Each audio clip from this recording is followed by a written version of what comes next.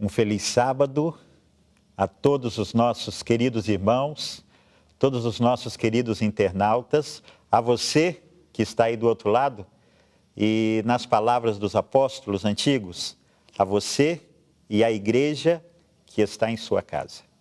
Nós agradecemos grandemente ao nosso Deus por prover a nós a oportunidade de usar este meio, este recurso tecnológico para juntos matarmos a saudade da nossa igreja, matarmos a saudade de você, matar a saudade de nossos irmãos e aí podermos sim, na qualidade de igreja online, estudar a palavra do Senhor. Oremos em nossos corações para que o Espírito do Senhor venha estar presente conosco, que Ele fale, que nós aqui sejamos apenas um instrumento em suas mãos, mas que Ele venha falar aos nossos corações e trazer a mensagem que nós necessitamos nessa manhã. Que o Senhor esteja conosco. Amém. Na palavra de Deus, no livro de Lucas, no capítulo 21 e no versículo 26, nós lemos: homens desmaiando de terror, na expectação das coisas que sobrevirão ao mundo. Essa situação pela qual passamos hoje parece uma situação irreal. Literalmente, nós encontramos o cumprimento destas palavras. Homens que estão temendo pelo vírus, homens que estão temendo pela crise econômica, homens que estão temendo pelo que vai acontecer, pelo estabelecimento de uma nova ordem mundial, tantas coisas, tantas situações, tantas teorias que surgem. Esta é a situação do momento, homens desmaiando de terror. Nas palavras escritas por Jesus, estas palavras se aplicam perfeitamente ao tempo em que nós estamos vivendo. Agora, cabe a nós fazer uma pergunta, uma reflexão neste momento em que estamos vivendo. Por quê? Por que Deus permite que estejamos isolados? Não podemos pregar, não podemos ir à igreja, não estamos trabalhando, e aí o dinheiro fica pouco para cumprir com as nossas necessidades sociais e até mesmo espirituais, como dízimos, primícias, ofertas, segundo dízimo, tantas coisas assim. Não podemos visitar nossos irmãos, não podemos visitar os amigos interessados, não podemos. Parece que estas são as principais palavras que nós ouvimos em tempo de isolamento. E o que pensar, o que dizer em tudo isso? A palavra de Deus traz um texto maravilhoso que nós devemos pensar nele sempre que essas dúvidas, sempre que estas coisas vêm à nossa mente. Vamos ler. Romanos capítulo 8, versículo 28, diz assim: e sabemos que todas as coisas contribuem juntamente para o bem daqueles que amam a Deus, daqueles que são chamados segundo o seu propósito. Esse é um texto poderoso. Esse é um texto que trabalha em nossos corações em todos os momentos de nossa vida. Todas as coisas contribuem juntamente para o bem. Mas, de repente, você pode estar se perguntando: mas, irmão André, em que o isolamento está contribuindo na minha vida? Em que o isolamento pode estar mudando, pode estar me ajudando na minha vida, na minha situação? E se você está se perguntando isso, eu quero te dar um conselho. Eu quero te dar um conselho muito importante para este momento em que nós estamos vivendo agora. Não tire conclusões acerca daquilo que você não sabe o porquê. E especialmente, não tire conclusões quanto aos caminhos de Deus. Antes, apenas confie. Confie em que o Senhor faz o melhor. Este é o segundo trimestre do ano e continuamos estudando a história do Êxodo, a história da saída do povo de Deus, do povo de Israel, do Egito para peregrinar pelo deserto. E todas as vezes que nós estudamos o Êxodo, todas as vezes que nós estudamos estas experiências, nós ficamos assim decepcionados com a falta de fé daqueles irmãos, daquele povo. Deus fazia tanto e eles reclamavam, eles clamavam, parece que não acreditavam que Deus estava cuidando deles. Sabe o que eu fiquei pensando? Agora é a nossa vez. Agora é a vez de nós pensarmos em quantas vezes Deus tem cuidado de nós. Querido internauta, querido irmão, pense quantas vezes Deus tem carregado você no colo. Quantas vezes Ele tem mudado completamente o curso da sua vida e tem cuidado de você. Agora é hora de confiar. É hora de saber que Deus sempre esteve e que Deus está cuidando de nós, mesmo neste momento em que o mundo está em dúvida. Mesmo neste momento em que o mundo está temendo pela situação, pela saúde, enfim, em que o mundo está temendo por tudo o que acontece. Sabe, quando passamos por crises, nós não devemos perguntar, Senhor, por quê?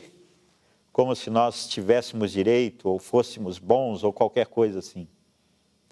Mas devemos perguntar, Senhor, para quê? O que o Senhor quer que eu aprenda desta situação? O que o Senhor quer que eu tire como lição para a minha vida? O que eu posso aplicar na mudança da minha vida, em base de tudo isso que está acontecendo? Eu quero convidar você a analisar junto comigo alguns exemplos de pessoas que estiveram isoladas. Algumas se colocaram a si mesmas nesse isolamento.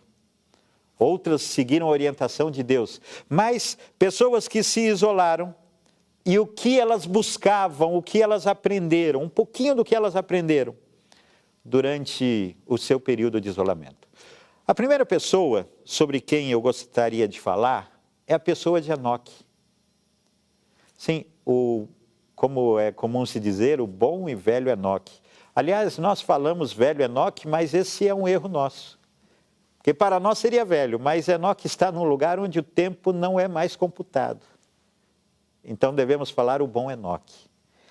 Enoque, nós não encontramos tantos textos bíblicos que falam sobre Enoque.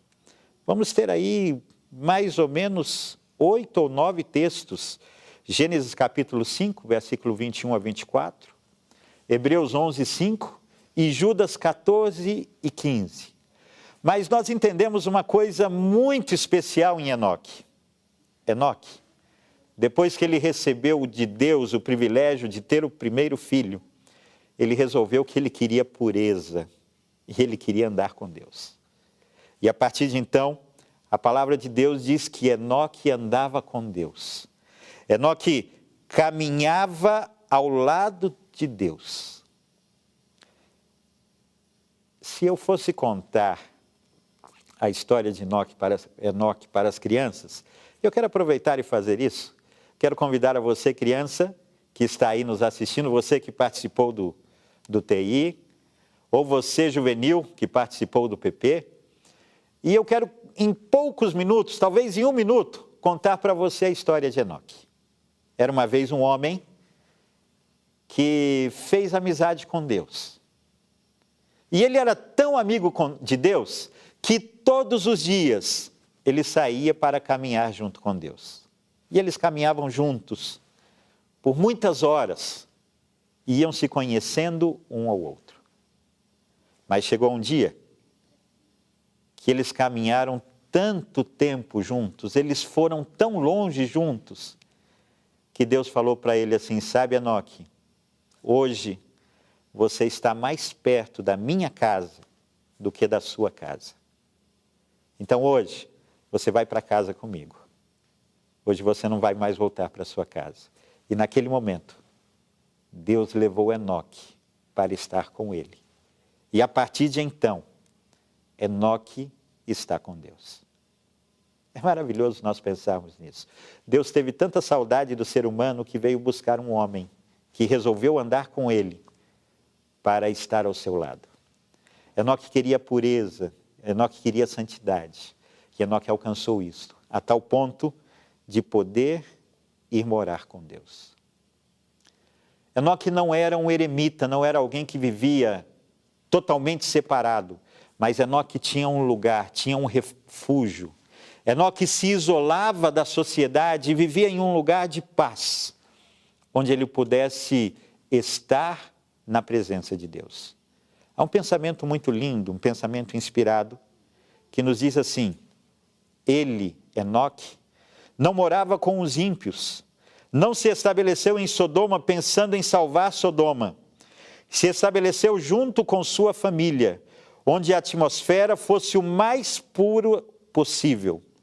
Neste lugar, às vezes ia aos habitantes do mundo com sua mensagem recebida de Deus. Lhe era penosa cada visita que fazia ao mundo. Via e entendia algo sobre a lepra do pecado. Depois de proclamar sua mensagem, sempre levava junto consigo ao seu lugar de retiro aqueles que haviam recebido sua admoestação. Alguns deles se tornaram vencedores, tendo morrido antes da vinda do dilúvio. Mas muitos haviam vivido tanto tempo rodeados pela corruptora influência do pecado, que não podiam suportar a retidão. Essa era a situação nos dias de Enoque. Esse texto foi tirado da Bíblia de Estudio, em espanhol, na página 19. Muitos escutaram as suas mensagens, foram até o retiro, foram até o isolamento social, ou melhor, ao refúgio espiritual da casa de Enoque, para conhecer um pouco mais a palavra, e muitos desses foram vencedores. Antes do dilúvio morreram, e estarão entre aqueles que comporão o número dos salvos. Enoque caminhava com Deus porque via a Jesus pela fé, pedindo a Deus sua direção, crendo que cumpriria cada palavra pronunciada. Que coisa mais linda! Ele caminhava com Deus porque pela fé ele via a Jesus. E é dito daqueles que ao final dos tempos serão transladados. Os que serão transladados ao fim do tempo serão os que tiveram comunhão com Deus na terra. Aqueles que nessa terra resolveram caminhar ao lado de Deus. Aqueles que nessa terra resolveram se isolar do mundo e caminhar com o Senhor. Estes serão aqueles que serão arrebatados com vida, serão transladados sem ver a morte. Assim como Enoque, esta será a experiência, a nossa experiência, se nós formos fiéis, se nós nos mantermos firmes, buscando ao Senhor. Bem, mas vamos falar sobre um outro personagem, vamos falar sobre Noé. Noé, durante muito tempo, também foi contemporâneo de Enoque. Noé vivia no período mais difícil da história do mundo. Mas Noé tinha uma coisa em seu coração. Ele queria a sua salvação. E ele queria a salvação de sua família. E por isso ele se colocou à disposição de Deus. Durante 120 anos, ele se isolou do mundo trabalhando para Deus. E durante um ano, Noé esteve junto com sua família dentro da arca, refugiado dentro da arca. A palavra de Deus no livro de Hebreus, no capítulo 11, versículo 7, nos diz assim: pela fé, Noé, divinamente avisado das coisas que ainda não se viam, temeu, e para a salvação de sua família preparou a arca, pela qual condenou o mundo, e foi feito herdeiro da justiça, que é segundo a fé. Coisa maravilhosa. Noé queria a salvação da sua família, e por isso ele preparou a arca, e pelo preparar esta arca, a sua família foi salva. A inspiração nos diz assim: foi Cristo que manteve a salvo a arca em meio às rugentes e ferventes ondas, porque os que estavam dentro dela criam que seriam preservados pelo poder de Cristo. Portanto, o que salvou a vida de Noé e sua família não foi a arca propriamente dita, mas foi obedecer aquilo que foi dito por Deus. Foi cumprir a vontade de Deus. Eles foram salvos porque eles cumpriram a ordem de Deus em construir a arca. Eles foram salvos porque eles entraram dentro da arca e ali permaneceram durante todo o período da tempestade. Querido irmão, querido amigo, vamos pensar um pouquinho sobre isso. Noé esteve isolado dentro da arca durante aproximadamente 1 ano, junto com a sua família. E eu quero trazer aqui uma coincidência para nós hoje. Onde é que você está isolado? Eu acredito que a maior parte de nós estamos isolados dentro da nossa casa. Sim ou não? Com certeza. Dentro da nossa casa. A nossa casa, o nosso lar, é o melhor lugar do mundo. A nossa família é o presente que Deus deu para cada um de nós. E por que o Senhor proveu esta oportunidade de estarmos isolados em nossa casa, em nossa família? Eu creio plenamente que é pela mesma razão que o Senhor proveu a Noé estar dentro da arca da sua família. Ele quer que nós nos salvemos. Ele quer que nós salvemos a nossa família. Ele quer que nós estejamos em paz. Ele quer que haja reconciliação entre nós como família. E como família, nós nos preparemos para naquele dia encontrar com o nosso Deus. Pensando nisso, eu quero fazer um pedido todo especial para você. Você que está aí em casa, você que está aí junto com sua família assistindo essa mensagem. Olhe para o membro da sua família que está do seu lado e diga para ele o quanto ele é importante para você. Se é necessário fazer alguma reconciliação, faça agora. Se você tem que pedir perdão por alguma coisa, faça agora. Deus está dando esta oportunidade para você. Deus está dando a você a oportunidade de saber que aquela pessoa, o seu pai, a sua mãe, o seu irmão que está ao seu lado, ele te ama. E você é precioso para ele. Deus está dando a você, a mim, a nós, a oportunidade de saber que nós estamos no melhor lugar do mundo, junto com nossa família. E sabe o que mais? Se nós aproveitarmos esse momento de isolamento para criarmos um momento de refúgio espiritual, não apenas para mim pessoalmente, mas para mim, minha esposa, meus filhos, minha família, aqueles que estão ao meu lado, realmente, esse lugar será o melhor lugar do mundo. Mas vamos falar de um outro personagem, vamos falar de Moisés.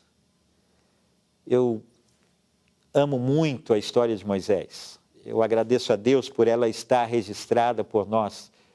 A história deste patriarca, a história deste profeta, com quem Deus falava cara a cara, de acordo com a palavra de Deus.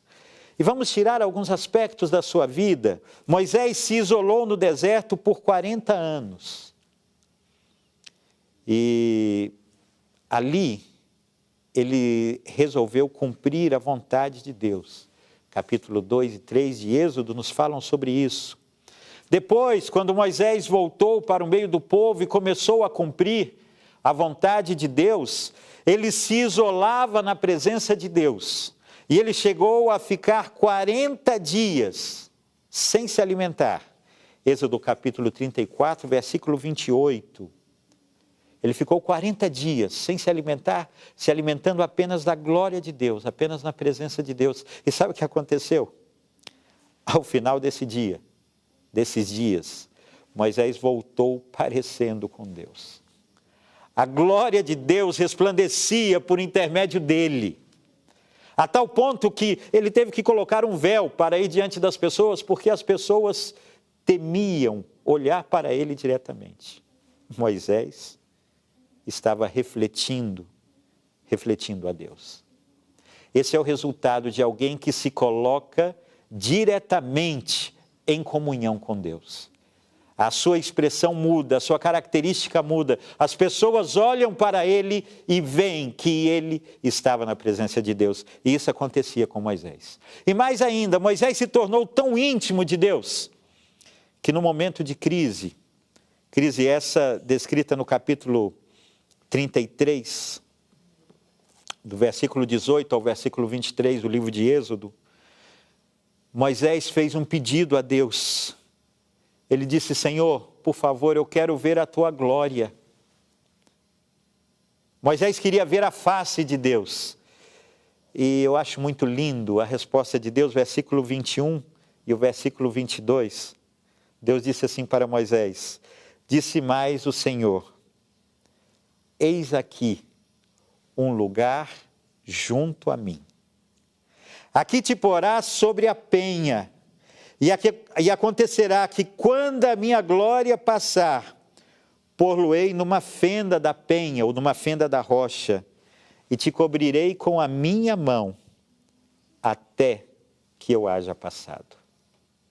Queridos, Deus colocou Moisés bem juntinho dele. E quando a glória de Deus passava, a glória que poderia vir a fulminar Moisés, com a sua própria mão, Deus o cobria. Moisés, nesse seu período de retiro espiritual, quando ele buscou a presença de Deus, ele queria a mansidão necessária para cumprir o trabalho que ele tinha que realizar. Ele queria a mansidão necessária que desenvolvesse em seu coração o amor que ele precisava ter pelo povo. E por isso, Deus o valorizou de tal forma que o colocou bem junto a ele. O cobriu com a sua poderosa, com a sua preciosa mão. E a palavra de Deus diz que o varão Moisés se tornou, ou era, o homem mais manso que existia sobre a terra. Ou seja, aquilo que ele procurava, ele conseguiu, por ter escolhido se retirar na presença de Deus. Agora, falando do povo de Israel, vamos falar um pouquinho agora do povo de Israel.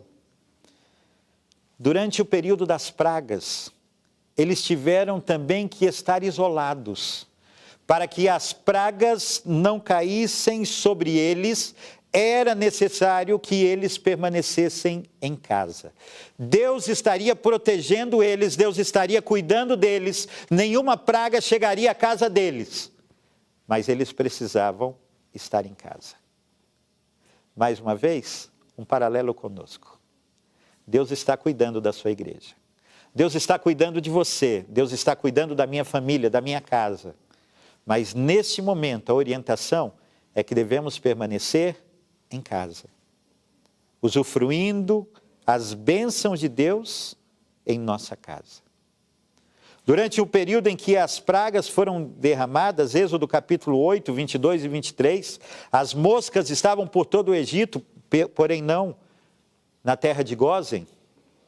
Quando houve morte dos rebanhos, capítulo 9, versos 4 a 7, o mesmo não aconteceu na terra de Gósen. Quando houve a tempestade de granizo, todo o Egito, só não a terra de Gósen. Quando houveram trevas, todo o Egito estava em trevas. Porém, o povo de Deus tinha luz. Aqui eu quero falar mais uma coisa. Todo mundo está angustiado. Mas nós temos a luz da esperança da palavra de Deus. Do conhecimento da palavra de Deus que o Senhor enviou para nós. E finalmente, capítulo 12, versículos 5 a 7, sempre do livro de Êxodo, quando veio a praga da morte dos primogênitos, eles estariam protegidos, mas aonde? Dentro de casa. O sangue deveria ser passado nas portas. Esse sangue queria dizer, aqui mora uma família que teme a Deus. Aqui mora uma família que confia no sacrifício. Aqui mora uma família que quer fazer a vontade de Deus. E esta casa, ela deve ser protegida. Protegida pela presença de Deus. E assim foi a experiência daqueles homens. Assim foi a experiência daqueles homens naqueles dias. O povo de Israel necessitava aprender a confiar em Deus. E apesar dos seus altos e baixos, nós vamos ver momentos em que o povo de Deus, Êxodo capítulo 19, versículo 8, então todo o povo respondeu a uma voz e disse, tudo o que o Senhor tem falado, faremos. E relatou Moisés ao Senhor as palavras do povo. Veja que coisa interessante. Moisés e o povo decidiram fazer a vontade de Deus, decidiram estar na presença de Deus. Sabe, ao final das pragas, o povo de Israel, os israelitas, estavam mais fortes. E mesmo dos egípcios, muitos se uniram a eles, porque queriam a presença desse Deus. Eu tenho certeza que, apesar de todos os transtornos, de todos os problemas, como tem acontecido na história, ao passar dos tempos, o povo de Deus também estará muito mais forte ao final deste momento difícil. Nós vemos isso através, por exemplo, da nossa TV online. Ela era uma realidade, porém uma realidade talvez distante de muitos de nós. Hoje, nós vimos a ela pelo menos 3 vezes por semana para buscar a presença de Deus, para comungarmos juntos através do meio online. Mais de 2.000 pessoas já se filiaram à nossa TV dentro desse período em que começou a ser utilizada. Tudo isso nós vemos que Deus pode agir. Isso aconteceu no período dos cristãos, no ano 180, no ano 251, durante epidemias. O povo de Deus se fortalecia, o povo de Deus crescia. Eles adoeciam menos, porque eles cuidavam uns dos outros. E as pessoas queriam viver como eles. Portanto, eu tenho absoluta certeza que nós também, como povo, se formos fiéis, se colocarmos em prática os princípios de saúde que conhecemos, se aprendermos a confiar em Deus, a obedecer em Deus, também seremos beneficiados nesse período, não de isolamento social, mas nesse período de refúgio espiritual. E vamos falar de mais uma pessoa, vamos falar de João Batista. João Batista passou uma grande parte da sua adolescência no deserto, se preparando para a missão da sua vida. João Batista queria uma intimidade com Deus. E há um texto muito lindo no livro de Salmos, no capítulo 25, no versículo 14, que diz que a intimidade do Senhor é para aqueles que o temem, e a este ele lhes dará a conhecer a sua aliança. Aqueles que temem ao Senhor, onde estejam, eles têm a intimidade do Senhor. E isso era o que João Batista queria adquirir. Ele queria aprender a se colocar completamente nas mãos de Deus, para cumprir a missão da sua vida, a missão de preparar o caminho do Senhor. E no livro de Mateus, no capítulo 3, no versículo 11, nós lemos como trabalhava João Batista. Ele disse, eu em verdade vos batizo com água para o arrependimento. Mas aquele que vem após mim é mais poderoso do que eu, cujas alparcas não sou digno de levar. Ele vos batizará com o Espírito Santo e com fogo. João Batista não estava preocupado com a sua fama, com o seu nome, com a sua exaltação, não. Ele estava preocupado em encaminhar a mente das pessoas para Cristo. Ele cumpriu o seu trabalho da melhor maneira possível, mas, em meio a isso, por denunciar o pecado de um dos governantes, João Batista foi preso. João Batista passou grande parte do ministério de Cristo na prisão, apenas ouvindo falar a respeito de Jesus. E lembre-se, preso injustamente, isolado injustamente. Porém, mesmo quando ele chegou a ter um pouco de dúvida, ele ouviu falar a respeito do que Jesus fazia, das curas, do poder de Jesus, e ele entendeu que ele tinha razão. Ele entendeu que verdadeiramente tinha valido a pena trabalhar e agir para preparar o caminho para o Senhor Jesus Cristo. Pode até ter parecido que Jesus esqueceu-se de João Batista, mas, querido irmão, um fiel jamais é esquecido por Deus. Tenha certeza que Deus não se esquece de você, onde você esteja. João Batista não foi esquecido. E a palavra de Deus nos fala isso, Lucas capítulo 7, versículo 28. Apesar de Jesus não ter ido para libertar João Batista, mas ele disse a respeito de João Batista: eu vos digo que entre os nascidos de mulher não há maior profeta do que João, o Batista. O céu reconhecia, o céu reconhece, o Senhor Jesus reconhece o valor deste profeta que dedicou a sua vida a cumprir a sua missão. E como fazer uma lista daqueles que resolveram se isolar diante de Deus, sem falarmos de Jesus Cristo, o nosso Salvador? Eu não quero falar nessa manhã sobre o período que ele se isolou da sua natureza divina e se cobriu com a natureza de homem. Eu não quero falar sobre ele ter deixado o céu e ter vindo até aqui, mas eu apenas quero falar de alguns momentos em que ele, como homem, entre os homens, cumpriu a sua missão, realizou o seu maravilhoso trabalho. Diz-nos a palavra de Deus que logo depois do seu batismo, ele foi levado pelo Espírito ao deserto para ser tentado pelo diabo. Mateus capítulo 4, versículo 1 e 2. E ali, Jesus lutou para alcançar a vitória sobre o apetite, para alcançar a vitória contra as suas incertezas, as suas lutas, as suas dores, as suas dificuldades. Ele estreitou ainda mais o seu vínculo com o Pai.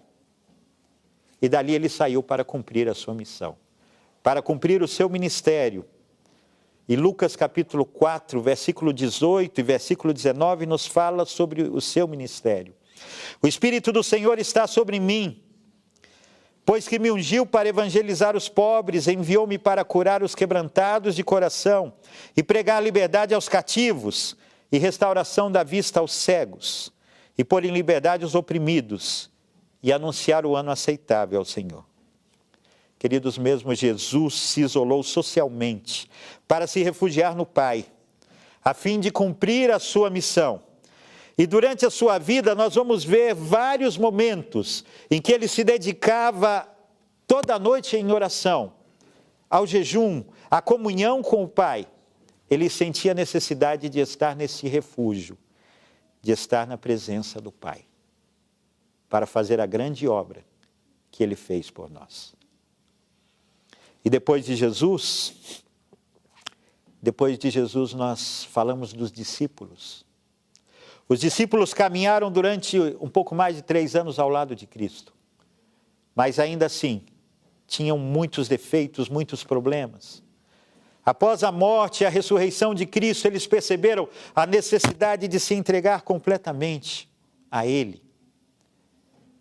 E eles resolveram se isolar e cumprir a ordem de Cristo, Mateus 24, 49. E eis que sobre vós envio a promessa de meu Pai. Ficai, porém, na cidade de Jerusalém, até que do alto sejais revestidos de poder.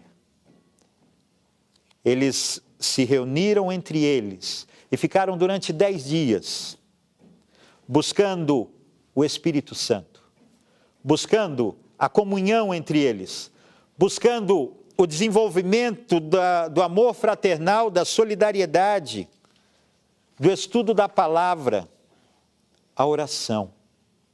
Eles queriam receber a virtude do Espírito Santo, que foi a última promessa de Jesus para eles. Atos capítulo 1, versículo 8. Mas recebereis a virtude do Espírito Santo que há de vir sobre vós, e ser-me-eis testemunhas, tanto em Jerusalém, como em toda a Judéia e Samaria, e até os confins da terra. Os resultados da vinda do Espírito Santo foram fabulosos. Na primeira semana, no primeiro sermão, foram convertidas muito mais pessoas do que todas as que foram convertidas durante o ministério de Cristo. É impressionante isso. Por que isso? Porque Cristo lançou a semente e agora o Espírito Santo regou e deu o crescimento.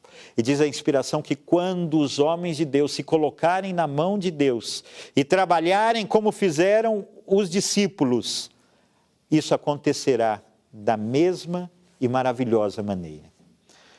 Também os discípulos encontraram ali a comunhão. Eles estavam preocupados uns com os outros. E a comunhão seria a prova do discipulado, João 13, 34 e 35. Se vos amardes uns aos outros, as pessoas vão olhar para vocês e vão conhecer que vocês são meus discípulos. E eles entenderam isso. 1 João 3,10, nisto são manifestos os filhos de Deus e os filhos do diabo. Qualquer que não pratica a justiça e não ama seu irmão, este não é de Deus. Eles entenderam que eles precisavam se amar e eles queriam desenvolver isso durante o período em que eles estiveram juntos ali, naqueles dias, no cenáculo. E queridos irmãos, pensando nisso, eu fico lembrando das nossas reuniões em nossas igrejas. Eu tenho certeza que você está sentindo falta da sua igrejinha. Você está sentindo falta dos seus irmãos, estamos sentindo falta de nossos irmãos, dos nossos programas. E sabe, às vezes eu me entristeço pensando que em alguns momentos eu não valorizei esse privilégio de ter ido à minha igreja, de ter assistido a mensagem, de ter participado do programa. E agora, como eu gostaria de estar lá? E acho que o mesmo é com você. Era esse sentimento que os discípulos queriam, e é esse sentimento de comunhão que nós precisamos desenvolver entre nós. Quando tivermos o privilégio de voltar a nos congregarmos, vamos lembrar desses dias de separação e pensar, eu tenho que aproveitar cada momento, porque esse é um privilégio que Deus me dá. Mas os discípulos também queriam desenvolver e aprenderam a desenvolver a solidariedade, a liberalidade, a mordomia, o partir do pão, o cuidado de um para com os outros. E aqui existem dois aspectos: a mordomia, a solidariedade do cuidado de uns para com os outros. A palavra de Deus diz que não havia, pois, entre eles necessitado algum. Por quê? Capítulo 4, 32 a 35 de Atos. Porque eles repartiam o que eles tinham uns com os outros. Esta semana eu estive em contato com irmãos de várias partes do mundo. América do Sul, América Central, África. E existem centenas de irmãos que estão isolados em sua casa. E muitos estão praticamente sem ter o que comer. Como igreja, nós estamos ajudando essas pessoas. Os irmãos de Romênia adotaram o Quênia, adotaram o Burundi, Por parte da Conferência Geral, já mandamos para vários lugares, estamos organizando a ida para outros lugares, como receber, como distribuir a eles. Como povo de Deus, nós precisamos pensar se o que eu tenho está sobrando, eu preciso compartilhar com o meu irmão. E se não está sobrando, eu tenho que reduzir a minha porção e levar para o meu irmão. Porque estes recursos que o Senhor colocou em minhas mãos, eles não são apenas meus, mas eles são para ser dados ao meu irmão. A segunda parte é a parte da fidelidade dos recursos que pertencem ao Senhor, mas estão em nossas mãos. Em tempo de prova, em tempo de dificuldade, em tempo de falta, nós podemos ser tentados a não devolver ao Senhor o que lhe pertence. Nossos dízimos, nossas primícias, nossas ofertas. Sabe, eu quero dizer uma coisa para você antes de qualquer coisa. Eu não quero falar isso para você agora, porque eu esteja preocupado do dinheiro entrar na igreja. Sabe por quê? Porque Deus mantém a sua igreja em todas as épocas. Porém, eu estou preocupado com a sua fidelidade.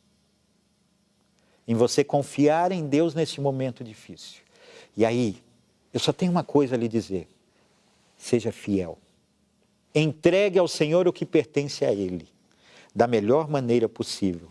No livro de Malaquias, no capítulo 3, nós encontramos aqui a orientação do Senhor quanto a isso, versículo 10 ao versículo 12. Tragam todos os dízimos à casa do tesouro, para que haja mantimento na minha casa. Ponham-me à prova nisto, diz o Senhor dos Exércitos, se eu não lhes abrir as janelas do céu e não derramar sobre vocês bênção sem medida, por causa de vocês repreenderei o devorador, para que não consuma os produtos da terra, e não deixarei que as suas videiras nos campos fiquem sem frutos, diz o Senhor dos Exércitos. Todas as nações dirão que vocês são felizes, porque vocês serão uma terra de delícias, diz o Senhor dos Exércitos. Queridos, esta é a promessa maravilhosa que Deus faz a nós, em base de nossa fidelidade. E é por isso que eu estou lembrando a você hoje da sua fidelidade para com Deus. Não pelo seu dinheiro, não. Não pelo dinheiro que não é seu e está em suas mãos, não. Mas pela sua fidelidade, pela sua comunhão, pela sua presença com Deus. Mas, além disso, os discípulos também se preocuparam com o estudo da palavra de Deus. Perseveravam na doutrina dos apóstolos, na comunhão, no partir do pão, nas orações. Eles examinavam a palavra de Deus. E eu quero perguntar para você uma coisa, você está aproveitando que tem mais tempo para estudar um pouco mais a palavra de Deus? É a palavra de Deus que dá base, que dá força para nós passarmos estes momentos difíceis que nós estamos passando.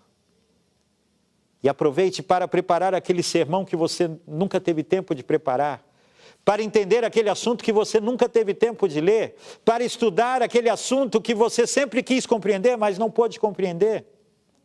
Aproveite esta oportunidade de estudar a palavra de Deus.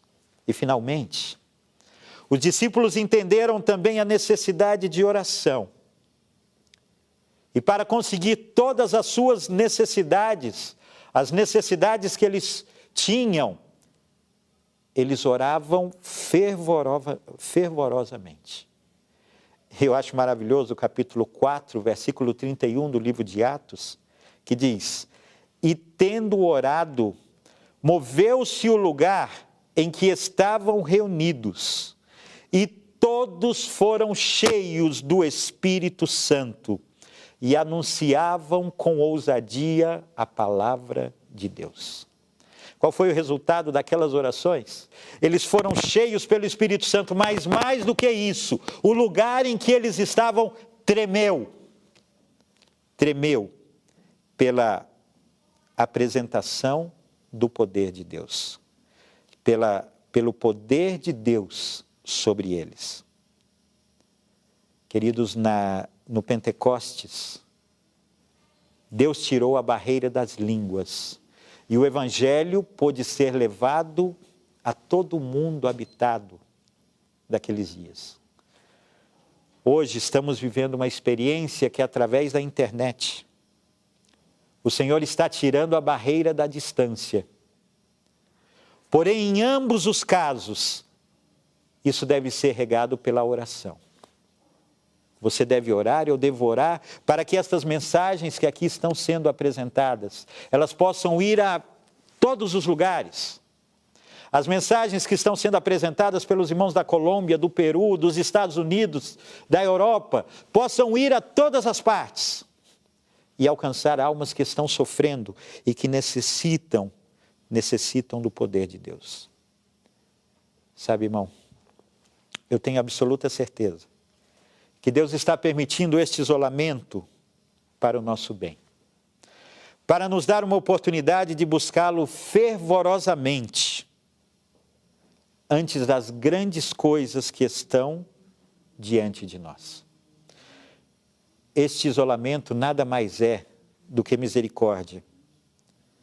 E embora os homens estejam literalmente desmaiando de terror, na expectação das coisas que sobrevirão, nós que nos refugiamos na palavra de Deus, podemos erguer as nossas cabeças. Ora, quando estas coisas começarem a acontecer, olhai para cima e levantai as vossas cabeças. Por quê? Porque a vossa redenção se aproxima. Jesus Cristo está se aproximando.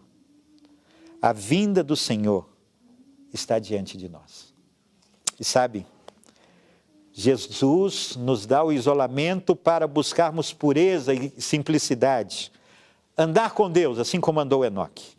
Salvar a nossa família através do convívio cristão, assim como fez Noé. Para desenvolver a mansidão em nossa vida, assim como fez Moisés. Para aprendermos a confiar em Deus, assim como fez o povo de Israel. Para desenvolver a intimidade com Deus, como fez João Batista. Para poder nos dar poder para a obra final que está diante de Deus, de nós. Para suplicarmos o Espírito Santo. Para termos comunhão. Para desenvolvermos e sermos provados quanto a nossa liberalidade, de entregar ao Senhor o que lhe pertence, para estudarmos a palavra de Deus, para desenvolvermos a oração. Deixemos de pensar neste momento como um momento de isolamento. Eu não sei exatamente o que vai acontecer no futuro, ninguém sabe. A palavra de Deus nos fala sobre grandes coisas, e nós sabemos que grandes coisas virão. Entretanto, vamos olhar para esse momento como um momento de refúgio espiritual. Momento que, em qualquer hipótese, nos ajudará a desenvolver os aspectos mencionados hoje, para estarmos mais próximos do nosso Senhor. Os discípulos aprenderam isso. Eles aprenderam a amar a Cristo acima de tudo. E quando eles eram presos, eles oravam, eles cantavam, exaltando o nome de Deus. E Deus abria as portas. E se não abrisse, quando eles morriam olhando para os céus. E como Estevão dizendo, eu vejo os céus abertos e o Filho do Homem à direita de Deus. Por quê? Porque eles não estavam isolados. Eles estavam refugiados no seu Salvador. É isso que nós precisamos neste momento. E eu quero concluir a nossa mensagem com um salmo que nós aprendemos de cor, mas que neste momento ele traz um valor muito especial para nós. Eu quero pedir, por favor, abra a sua Bíblia e leia junto comigo o Salmo 91. Este salmo fala do momento em que nós vivemos. Diz assim, aquele que habita no esconderijo do Altíssimo, à sombra do Onipotente descansará. Direi do Senhor, Ele é o meu Deus, o meu refúgio, a minha fortaleza. E eu nele confiarei. Porque Ele te livrará do laço do passarinheiro e da peste perniciosa. Ele te livrará do coronavírus, eu quero parafrasear aqui. Ele te cobrirá com as suas penas, e debaixo das suas asas estará seguro, e a sua verdade será o teu escudo e broquel. Não terás medo do terror da noite, nem da seta que voe de dia, nem da peste que ande da escuridão, nem da mortandade que assola ao meio-dia. 1000 cairão ao teu lado, e 10.000 à tua direita, mas tu não serás atingido. Somente com os teus olhos contemplarás e verás a recompensa dos ímpios. Porque tu, ó Senhor, és o meu refúgio. No Altíssimo fizeste a tua habitação. Nenhum mal te sucederá, nem praga alguma chegará à tua tenda. Eles te sustentarão, porque aos seus anjos dará ordem ao teu respeito, para te guardarem em todos os teus caminhos. Eles te sustentarão com as suas mãos, para que não tropeces com o teu pé em pedra. Pisarás o leão e a cobra, calcarás aos pés o filho do leão e a serpente. Porquanto tão encarecidamente me amou, também eu o livrarei, pô-lo-ei em um alto retiro, porque conheceu o meu nome. Ele me invocará, e eu lhe responderei, estarei com ele na angústia, e lhe mostrarei, dela o retirarei e o glorificarei. Fartar-lo-ei com longura de dias, e lhe mostrarei a minha salvação. Querido irmão, querido amigo, querido internauta, quando nós aprendermos a nos refugiarmos em Jesus, quando nós aprendermos a aceitar o seu convite, vinde a mim, o que está cansado, e eu vos aliviarei. Seguramente, nós não estaremos em isolamento, mas nós estaremos refugiados no Senhor.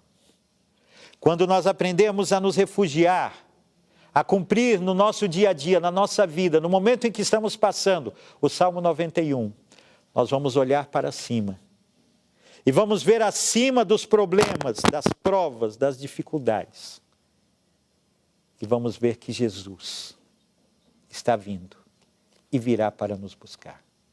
O meu desejo e a minha oração é que ao final desta mensagem eu esteja falando com pessoas que não estão isolados, mas que estão refugiados em Cristo. E que quando Ele venha, nós juntos possamos saudar o nosso Senhor. E agora sim, para sempre estar ao seu lado. Esse é o meu desejo e esta é a minha oração. Amém. Se de alguma forma essa mensagem tocou o seu coração, compartilhe com seus amigos e familiares. Deixe o seu like, se inscreva no canal para receber todas as mensagens que ajudarão a edificar a sua vida espiritual. Deus te abençoe sempre.